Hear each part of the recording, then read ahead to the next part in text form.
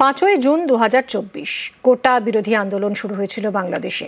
যে আন্দোলন ঘিরে ওপার বাংলায় অশান্তির আগুন জ্বলে। শেষ পর্যন্ত প্রধানমন্ত্রীর পদ ছেড়ে দেশ ত্যাগ করতে হয় শেখ হাসিনাকে। সেই অশান্তির মামলাতেই ফাঁসির সাজা হলো মুজিব কন্যার। We have decided to inflict her with only one sentence, that is sentence of death.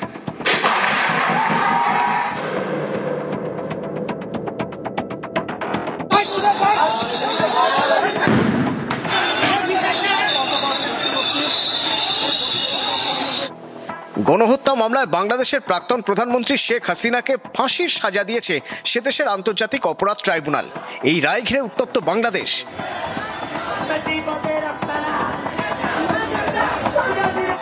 অশান্তির সূত্রপাত গত বছর জুন মাসে।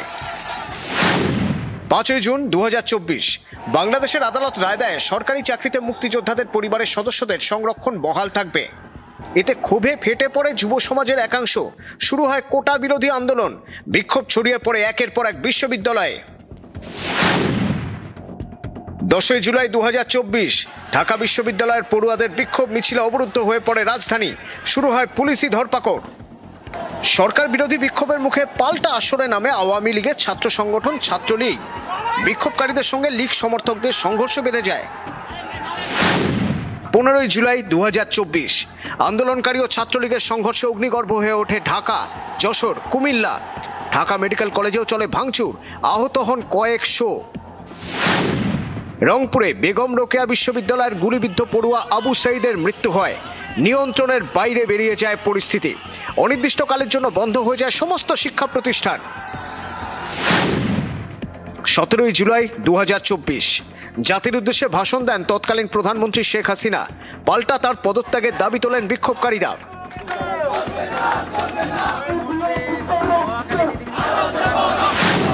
1 আগস্ট জামায়াতে ইসলামীকে নিষিদ্ধ ঘোষণা করে হাসিনা সরকার। 2 আগস্ট বৈষম্য বিরোধী ছাত্র আন্দোলনের কর্মসূচি ঘিরে রক্তাক্ত হয় কুমিল্লা। ছাত্রলীগের বিরুদ্ধে হামলার অভিযোগ ওঠে। 4 আগস্ট ঢাকার শাহবাগ এলাকায় বিরাট জমায়েত, ভাঙচুর, গাড়িতে আগুন। গাজীপুরে আওয়ামী লীগের অফিসে আগুন লাগিয়ে দেন আন্দোলনকারীরা। সংঘর্ষে 14 জন পুলিশ কর্মী সহ 91 জনের মৃত্যু হয়। 5ই আগস্ট এদিন নাটক চরমে ওঠে। হাসিনাকে পদত্যাগের সময়সীমা বেঁধে দেয় বাংলাদেশের সেনাবাহিনী। ইস্তফা দিয়ে দেশ ছাড়েন মুজিব কন্যা। প্রধানমন্ত্রীর বাসভবনে ঢুকে পড়ে বিক্ষোভকারীরা। হাতুড়ির ঘা পড়ে বঙ্গবন্ধুর মূর্তিতে।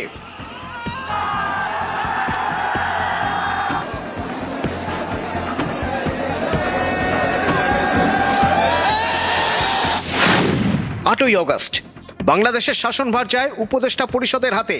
প্রধান উপদেষ্টা মোহাম্মদ ইউনূস। এরপর অনেকটা সময় পেরিয়েছে। ইউনূসের সঙ্গে আন্দোলনকারী ছাত্রদের দূরত্ব বেড়েছে। জুলাই সনদ তৈরি হয়েছে, কিন্তু ছাত্ররা তাতে সই করেননি। অশান্ত বাংলাদেশে আগামী বছর সাধারণ নির্বাচন হওয়ার কথা। তার আগে শেখ হাসিনাকে ফাঁসির সাজা জানিয়ে নতুন করে উত্তপ্ত ওপার বাংলা। নিউজ 18 বাংলা। স্বরূপনগরে হাকিমপুর সীমান্তে প্রচুর বাংলাদেশির ভিড়। কেন বলুন তো? এসআইআর শুরু হওয়াতে তারা কি ভয় পাচ্ছেন? তারা কি বাংলাদেশে ফিরে যেতে চাইছেন? কি কারণ জানবো। সরাসরি অনুপম রয়েছে সঙ্গে। অনুপম, এই ছবিটা কেন? এত বাংলাদেশি এরা কি করছেন এখানে?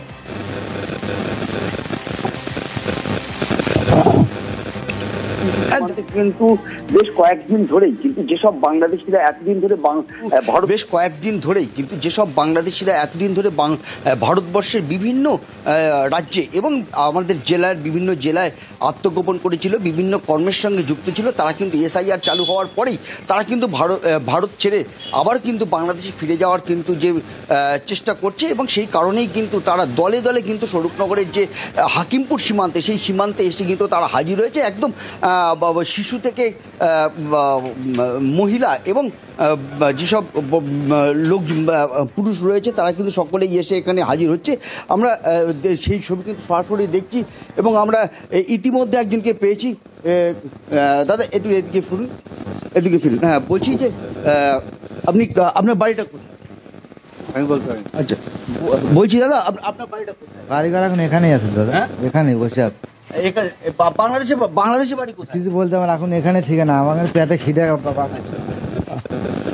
হ্যাঁ, ব্যাপারটা হচ্ছে আপনারা দেখলেই পারলেন যে সহজে কিন্তু কেউ কিছু বলতে চাইছে না যে তাদের বাড়ি কোথায় বা কি বৃত্তান্ত, তারা কিন্তু সহজে কিন্তু বলতে চাইছে না। তার কারণ কিছুটা ক্ষোভ, কিছুটা অভিমান তাদের মধ্যে কাজ করছে। তার কারণ এখানে তারা কাজকর্ম করে খেত, তারা রুজি রোজগার করত। একদমই অনুপম, এরা তো কথা বলতে চাইছেন না, কিন্তু যারা বলেছেন তাদের কি বক্তব্য শুনবো।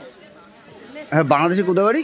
সাতক্ষীরা জেলা সাবনগর থানা, আচ্ছা, নবিকি বাজার, হ্যাঁ। ছোটকুকুর জেলা। এখানে ভারতে কোথায় থাকতেন? ভারতে আমি থাকতাম এই হাওড়া জেলা ডুমদুর থানা। দিনমজুরি করতাম, এই কাটামোর কাজ, ঘর ভাঙা, বনের কাটাই সব। দেশে ফিরে চলে যাচ্ছেন? হ্যাঁ, দেশে চলে যাবে। কারণ কি? কারণ কি এই চাই হচ্ছে থাকতে পারবো না, মানে বিদেশি পেটের জ্বালায় মজবুরি করে ওই জন্য চলে যাবে। 15 বছর আগে আইলাম। এখানে কোথায় থাকতেন?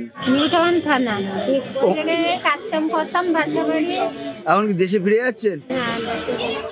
বেঙ্গালুরু বিমানবন্দরে ছুরি হাতে দাপাদাপি, 2 ট্যাক্সি চালককে ছুরি হাতে তাড়া, অভিযুক্তকে হাতে নাতে ধরে ফেলেছে সিআইএসএফ, হাত থেকে ছিনিয়ে নেওয়া হয় ছুরি।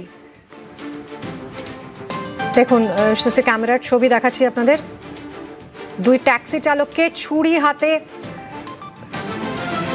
তাড়া করে এক ব্যক্তি, অভিযুক্তকে হাতে নাতে ধরে ফেলে সিআইএসএফ, হাত থেকে ছিনিয়ে নেওয়া হয় ছুরি। সিআইএসএফ এর তৎপরতায় কেউ আহত হননি, ঝামেলার জেরেই ছুরি হাতে তাড়া বলে অনুমান।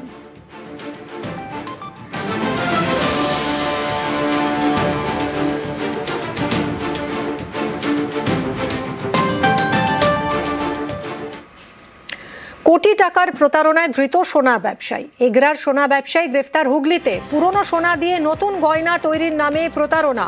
কথা বলবো পঙ্কজের সঙ্গে। পঙ্কজ, কতদিন ধরে এই প্রতারণা করছিল, কিভাবে প্রতারণা করছিল এই ব্যবসায়ী, কিভাবেই বা ধরা পড়লো? দেখো মিমি, যেখানে স্থানীয় সূত্রে যেটা জানা যাচ্ছে যে গত 4 বছর ধরে এই সোনা একজন এগরার স্বর্ণ দোকান অর্থাৎ খুলে বসে, যেখানে পুরনো গয়না নিয়ে কিন্তু সোনা, নতুন সোনা বানানো এবং সোনা বানানোর জন্য বরাদ নিয়েছিলেন অনেক টাকার। কিন্তু যেক্ষেত্রে একেবারে 4 বছর ধরে যখন ব্যবসা করে এসেছিল এই স্বর্ণ ব্যবসায়ী শেখ সাত্তার, তখন কিন্তু সবার কিন্তু বিশ্বস্ত অর্জন করে ফেলেছিলেন। সেই কারণে অনেকেই কিন্তু পুরনো গয়না দিয়ে কিন্তু তারা সোনা তৈরি করার জন্য কিন্তু গয়না তৈরি করার জন্য দিয়েছিলেন। রাতারাতি গত বৃহস্পতিবার এই রাতারাতি বাড়ি স্বর্ণ ব্যবসায়ী দোকান বন্ধ করে কিন্তু চম্পট দেয়। সেক্ষেত্রে দোকানের সামনে কিন্তু বিক্ষোভ হয়। তারপরে গ্রাহকরা অভিযোগ জানায় এগরা থানায়। সেই অভিযোগ জানানোর পরে কিন্তু এগরা থানা পুলিশ তদন্তে নেমে হুগলি জেলা ভগবতীপুর এলাকা থেকে শেখ সাত্তারকে গ্রেপ্তার করে গতকাল তাকে কাঁচি মহকুমার আদালতে তোলা হলে 7 দিনের পুলিশ হেফাজতের নির্দেশ দেন বিচারক। তবে এই স্বর্ণ ব্যবসায়ী, তবে এলাকার মানুষ যেখানে জানাচ্ছেন যে ওই স্বর্ণ ব্যবসায়ী শেখ সাত্তার যদিও গোপন পরিচিত, যেখানে তার পরিচয় গোপন করে রেখেছেন বলে এমনটাই মনে করছে এলাকার বাসিন্দারা। এবং যে স্বর্ণ যেখানে যারা দিয়েছিলেন নতুন সোনা দিয়ে, পুরনো সোনা দিয়ে গয়না তৈরি করার জন্য, তারাও জানাচ্ছেন যে তিনি পরিচয় গোপন করে শেখ সাত্তার এমনটাই কিন্তু জানিয়েছেন। তবে পুলিশের হাতে শেষমেশ শেখ সাত্তার 3 দিনের ধরা পড়ে গেছে। অনেক ধন্যবাদ, অনেক ধন্যবাদ। শহরে আর একটা নতুন লেক। দক্ষিণ কলকাতার 114 নম্বর ওয়ার্ডে ইটখোলা জলাশয় সেজে উঠছে নতুনভাবে।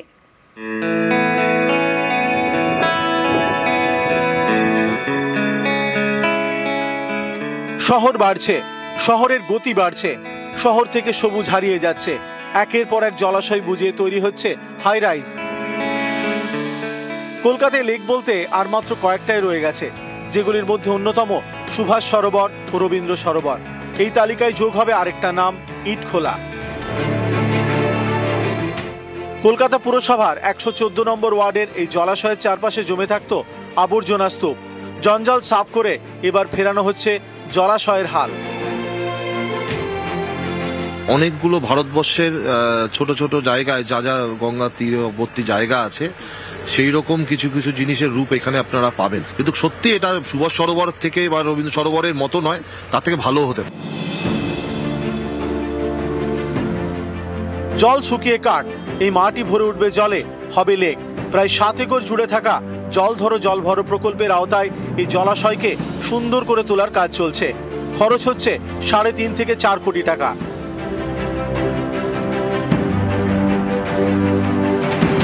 চলতি বছরের জুন মাসে শুরু হয়েছে সংস্কারের কাজ। তৈরি করা হবে walking link, park, open air gymnasium এবং প্রাতঃভ্রমণকারীদের বসার জায়গা। এখন যেই প্রজেক্টটা হচ্ছে তাতে পুরো কমপ্লিট হলে বুঝতে পারবো যে কেমন হচ্ছে, তাতে আমরা সন্তুষ্ট হই, আমরা অসন্তুষ্ট কোনো কিছুই।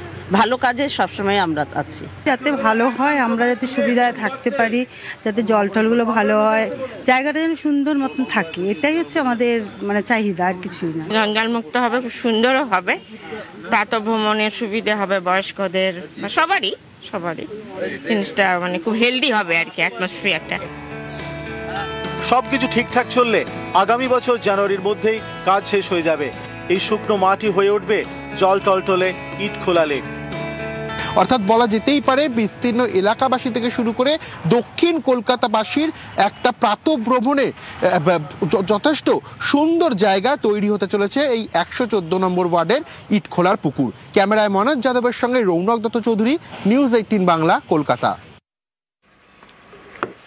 বাল্যবিবাহ রুখতে বাঁকুড়ায় বহুরূপী সেজে প্রচার। সৌজন্যে হুগলির একটি প্রাইমারি স্কুলের প্রধান শিক্ষক।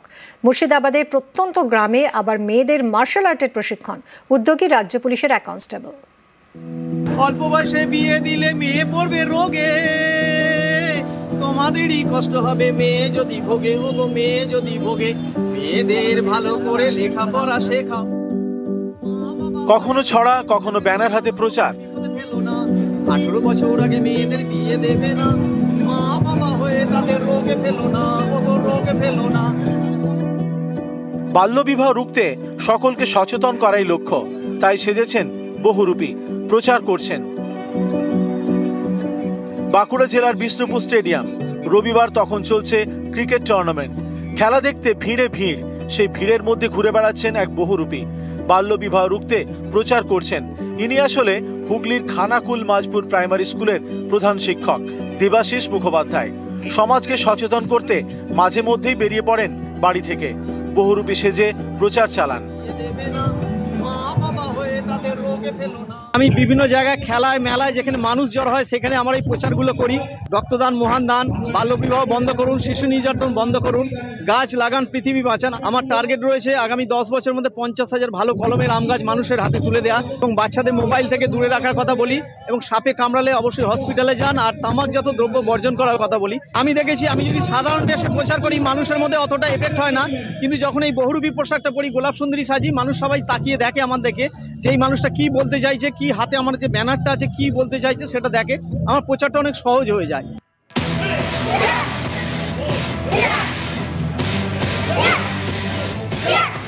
মুর্শিদাবাদের সুতি, এখানকার সীমান্ত ঘেঁষা গ্রামে মার্শাল আর্টের প্রশিক্ষণ।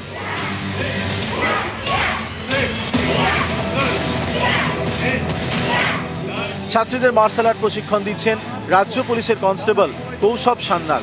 লক্ষ্য আত্মরক্ষায় মেয়েদের স্বাবলম্বী করে তোলা। এই ধরনের প্রশিক্ষণ প্রত্যেকটা মেয়ের জানা উচিত, কারণ বর্তমানে এখন মেয়েদের আত্মরক্ষা করা খুব দরকার, এবং রাস্তায় মেয়েরা যাতে একা একা যেতে পারে, এবং তার জন্য এই প্রশিক্ষণটা শেখা দরকার। আমরা জানি যে বর্ডার এলাকাগুলোতে খুবই সেন্সিটিভ এলাকা বর্ডার এলাকাগুলো, তো সেখানে নারী পাচার এবং শিশু পাচার এগুলো হয়। তো এগুলো ক্ষেত্রে রক্ষার জন্য সেলফ ডিফেন্স মেয়েদের শেখা খুবই জরুরি। এটা আমার নিজের উদ্যোগ, 2015 থেকে আমি করছি মিশন অনন্যা নাম নিয়ে, স্কুল কলেজে গিয়ে মেয়েদেরকে সেলফ ডিফেন্সের ট্রেনিং করানো। 18 বছর আগে মেয়েদের বিয়ে দেবে না। নিউজ 18 বাংলা। এবার একটু আবহাওয়ার দিকে নজর রাখি, কারণ কলকাতার সর্বনিম্ন তাপমাত্রা কিছুটা বাড়লো। তাহলে কি শীতের আমেজ আর থাকবে না? কি বলছে হাওয়া অফিস, জানাবে সান্নিক, রয়েছে সঙ্গে সান্নিক। দেখো, শীতের একেবারে প্রাথমিক স্কেল যদি আমরা দেখি, শীত কিন্তু শুরুর দিক থেকে বেশ ভালোই অনুভূত হচ্ছে, শুধুমাত্র শহর কলকাতা নয়, গোটা রাজ্য জুড়েই। তাই সেই জায়গাতে কিছুটা হলেও একটু সেই আমেজটা ব্যাহত হবে তা বলা যায়। আজ থেকে আগামী 4-5 দিন কুয়াশার দাপট থাকবে রাজ্য জুড়ে। মূলত পশ্চিমের জেলা এবং উত্তরবঙ্গের পার্বত্য জেলাগুলোতে কুয়াশার দাপট থাকবে, তেমনটাই কিন্তু আলিপুর হাওয়া অফিস জানিয়েছে। এবং ঠিক সেই কারণে তাপমাত্রা কিছুটা বৃদ্ধি পাবে। সর্বনিম্ন তাপমাত্রা 1 থেকে 2 ডিগ্রি সেলসিয়াস বেশি হবে এবং সকালের দিকে ঘন কুয়াশার দাপটের কারণে বেশ কিছু জেলায় দৃশ্যমানতার অনেক ধন্যবাদ। দক্ষিণবঙ্গে যখন কুয়াশার দাপট থাকবে তখন উত্তরবঙ্গে কিন্তু ঝকঝকে আকাশ। দার্জিলিং শিলিগুড়ি থেকে কাঞ্চনজঙ্ঘার দেখা মিলেছে, ভোরে পাহাড়ি এলাকায় কুয়াশার দাপট।